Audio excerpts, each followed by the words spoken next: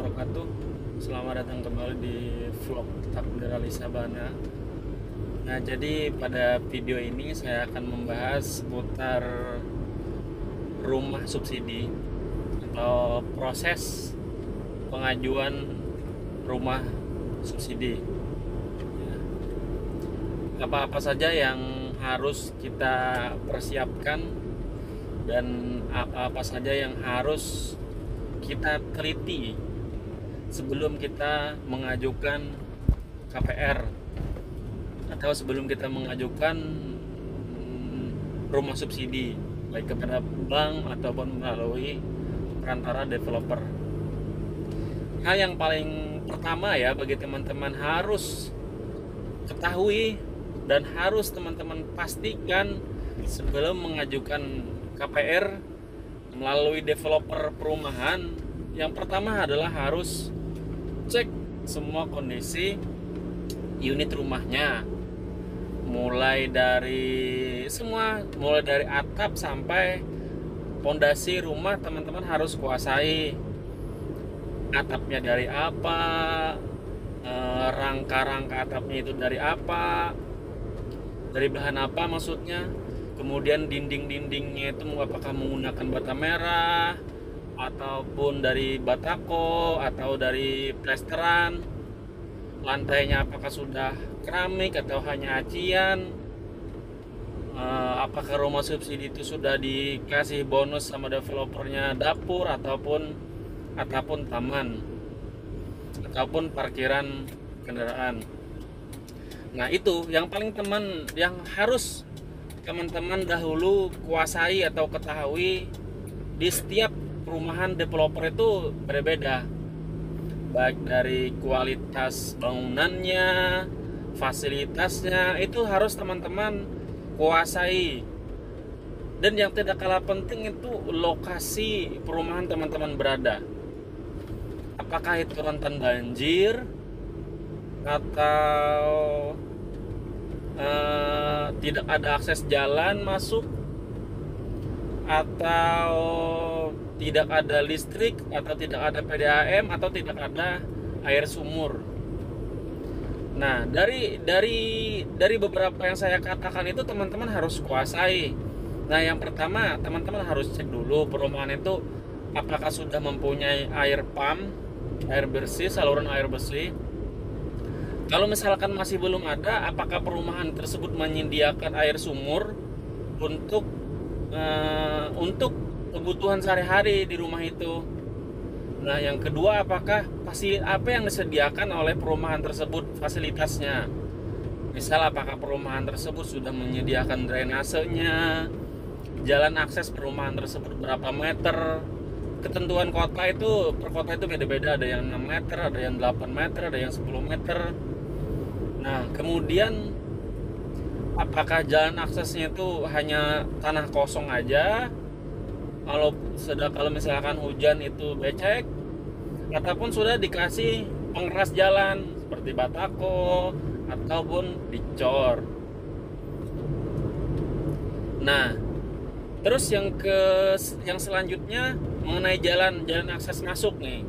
Misalkan teman-teman itu beli perumahan yang agak jauh dari jalan raya atau jalan aspal, masuk di gang-gang. Nah, teman-teman itu harus selidiki dulu jalan masuk ke perumahan itu apakah benar memang jalan atau hanya menggunakan atau hanya menjalani daripada tanah milik orang lain. Nah, karena beberapa kasus itu jalan yang masuk ke perumahan yang jauh daripada jalan raya, itu ada beberapa kasus yang menggunakan jalan tanah milik warga. Nah, jadi tanah milik warga diserobot dijadikan jalan oleh oknum-oknum seperti itu. Jadi teman-teman harus kuasai terlebih dahulu jalan masuk ke perumahan tersebut, apakah memang ada jalan atau memang tidak ada.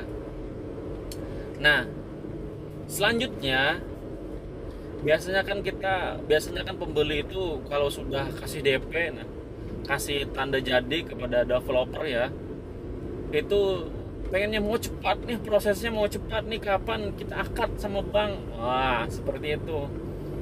Nanti sebentar-bentar kan kita konfirmasi developer marketingnya, mohon maaf Pak, selamat pagi, saya ini komplek ini kemarin DP rumah ini, kapan ya Pak bisa diproses. Nah itu deg-degan. Nah biasanya oknum ya, oknum biasanya mengajak ke konsumen itu untuk akad lebih cepat di bank, akad lebih cepat di bank tanpa rumah itu belum selesai. Nah itu jangan teman-teman. Jadi rumah itu belum selesai 100%, teman-teman diajak untuk akad ke bank. Nah nanti tuh kan bank tanya apakah Anda sudah ngecek rumahnya, apakah sudah ada listriknya, airnya, jalannya bagaimana, fasilitasnya bagaimana. Kemudian kalau Anda jawab belum lengkap, bank tidak akan menyetujui akad tersebut. Kalau misalkan Anda jawab, iya Pak sudah lengkap semua Pak, padahal bank itu tahu, bank itu pasti tahu kan, karena dia yang punya uang. Bank itu pasti tahu kalau rumah yang bakalan diakad ini belum selesai, tapi Anda sebagai pembeli itu berbohong. Akibatnya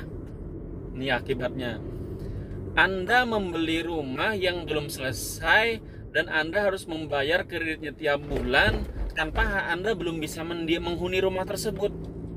Kerugiannya bukan pada bank, bukan pada developer, kerugiannya pada Anda sendiri yang berbohong ketika akad. Nah, atau Anda yang tidak sabar ingin lekas akad. Nah, seperti itu.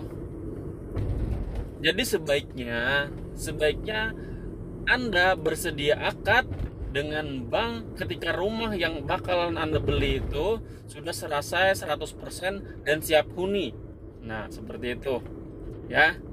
Jangan sampai rumah belum selesai diajak developer untuk akad ke bank, Anda mau. Nah, itu yang rugi Anda sendiri. Nah, Anda bayar tiap bulan tapi rumah tidak bisa dihuni. Nah, seperti itu. Ada pertanyaan nih.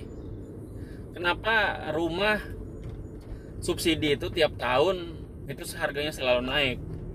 Nah, masalah itu tentu ada ketentuan dari peraturan dari pemerintah. Ya dari pemerintah lah yang menentukan itu tahun ini anggaran perumahan subsidi seperti ini, kreditnya segini. Nah, seperti itu.